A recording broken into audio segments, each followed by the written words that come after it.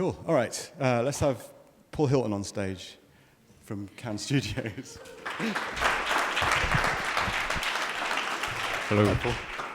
All right. Yes. Okay. Should we hit your first slide straight away? Let's go for it.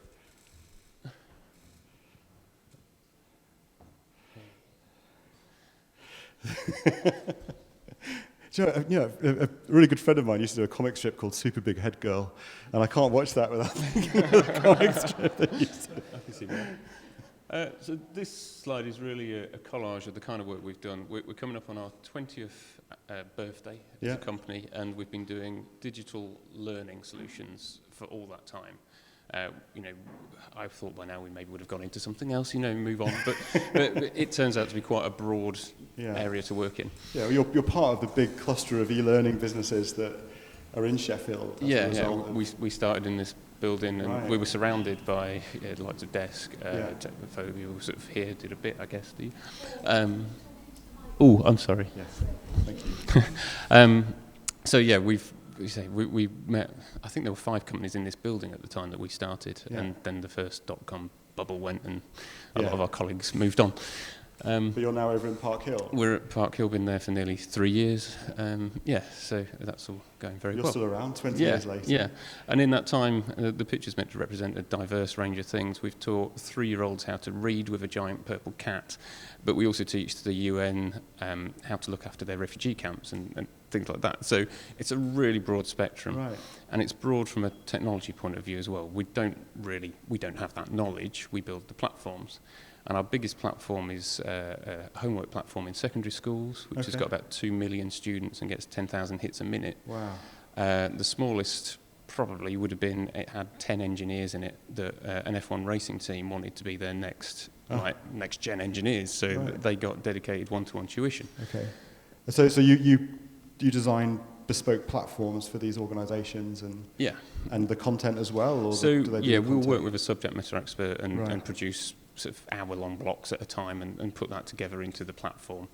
So some of these relationships we have nothing to do with the content. Others, we're very heavily involved, and sometimes the two are kind of blended together. So the cat thing that taught the 3-year-olds, the content and the system were all at one, and it sort of knew where you were at and created the content for you. Okay. Should we look at the next slide? Yeah, sure. So the product we're talking about is called Training Post, and it's actually a rebuild of a product that we'd built before. And this comes about from basically quite often people will come to us and build a course. They know they want to do a course on something. Maybe they're a trainer already and they want to, they can only see so many people in a day. Mm-hmm. So they think, well, I've got all this knowledge and there's all these people. I'll make a course that I can sell on the internet, something like that. Yeah. There's plenty of platforms that sort of allow that. Yeah. What they quite often don't realise when they come to us is that they need that platform, because a lot of the people are coming from a different industry, the face-to-face training. Mm-hmm. So this image of a gallery with some security guards in is meant to represent the things that our platform does, which is it gives you somewhere to put that content, and you need to know who's launching it, and make sure that people who haven't paid aren't launching it, or only the right people can review the content that's in there or see the reports. So this is sort of a metaphor. So you act as the gallery for the artists. The bit that's sort of quite often forgotten when you go to the place and you're looking at the specific content. Okay. This represents a lot of learning management systems. So we have a very busy junction of different things all coming together. I noticed there's a half-built building in this, which also helps as well, because a lot of people try and build really big things that aren't sort of really finished and don't work quite how the user expects. Right. And so this is sort of the start of the journey for this product. We had already built an e-learning platform that could sell content. Yeah. And we were in the situation where it got so big, we were actually running 5 servers for our clients, for each client. Right. So we were, we'd have somebody come to us go, I do training of a daytime and I'd like to launch a course. And we were going, it's going to be £3,000 a month to turn the server on for you, And they were walking away. So our new product is to get around that problem. And we've rebuilt that starting in January this year. Okay. And it is now live. So it's really about the technology stack. So how old is Training Post then? Training Post as a platform, I think, is 4 years old. Okay. but it's sort of a kind of conceptual sort of concept. We've rebuilt the platform entirely from scratch in the last 9 months. Right. Yeah. So, can't remember what's the next slide. Let's have a look. Well, I think... Oh, it is Training Post. There we go. And that is the simplicity of Training Post. So we've stripped everything back.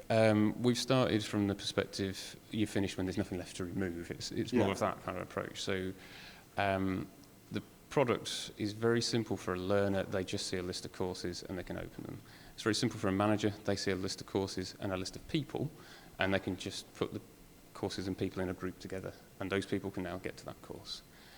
And you compare that to some of the other systems that we've had in the past, and it's just, setting up routes and 53 fields you have to fill in before you can put your course in. I need 3 images, one for the front page, one for when it's found in a focused search, one for when it's featured. And there were just so many barriers to putting anything in the platform or getting a person there, and we wanted to get rid of all that. So you've kind of put 20 years of experience of creating these platforms and 4 years of experience creating a platform that does specifically this. Yeah, and technology stack behind it all, we've gone through many iterations, and so this is much nicer to work with. We work in 2-week sprints. We literally had a client ask for a feature 2 weeks ago. That's live now because we went through the sprint, automatic testing, and that's internal in the code, browser testing. What a luxury, being able to honestly, it's so nice rebuild everything. So it's really great, and so it's very clean and simple, and so we can now offer the product that used to be £3,000 every month for basically, I can give away free trials, and it's £2 a user at the moment, and so you can start with 1 user and see how it goes. Which I think brings us on to kind of the next slide, which is we want to be seen as some kind of birthplace of stars in the industry.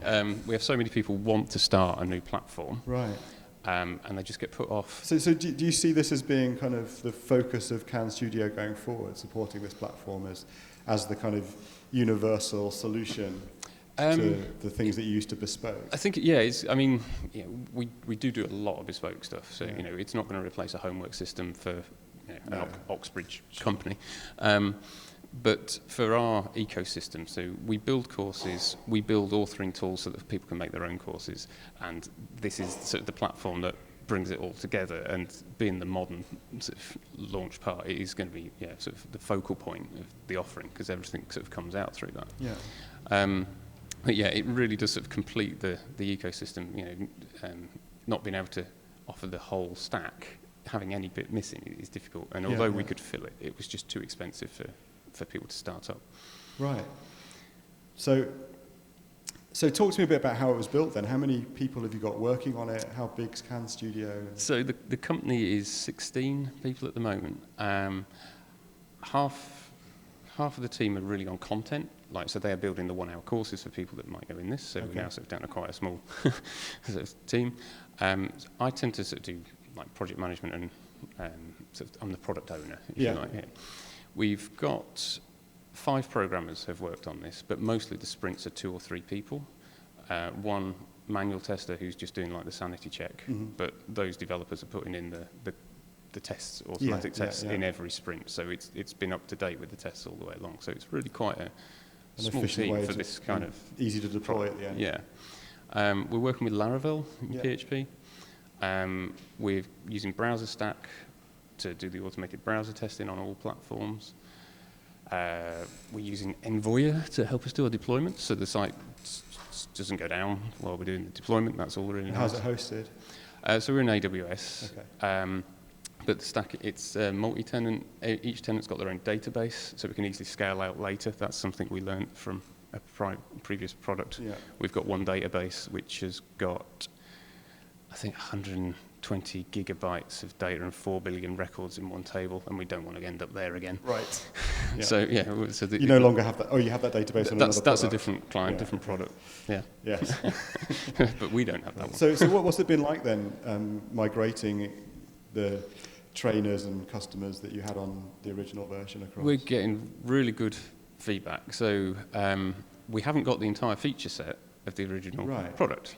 It's a sort of And you may never do, because we may not. it's No. a different philosophy. So it's very difficult to please all the people all the time. Yeah. And one of the reasons you get that spaghetti junction of stuff is because you try and implement a big complicated feature for one client, and now everybody's got to go and turn it off. Yeah. And there's platforms like Moodle that people may have heard of. That is just, when you set up one of those, you spend the first week turning stuff off that your client doesn't want, and we're just trying to avoid that. So we've got minimal feature set, but we've implemented a full API. Okay. So if anybody says, well, I want it to do this, we can build a little sort of stack by the side of it and give them the features they want without... And hide it from everybody else. Yeah, they can have that bit private. That can be on its own release cycle. Okay. And is that open to third-party developers as well? Yeah, we've got the API is documented on Apiary. I assume it's pronounced like that. Yeah. Apiary would be weird. So that's open. That's on our documentation, and we encourage people to extend it. And we're trying to get a lot of resellers involved, and a lot of those want to sort of link it into the way that they already sell, so they can actually use their portal and just push users into our system, and they just get the benefit of the nice user interface. So it's a proper ecosystem. Yeah. So when did the new version launch then? And is it still called? It's still Training Post 2? It's Training Post. It's Training Post.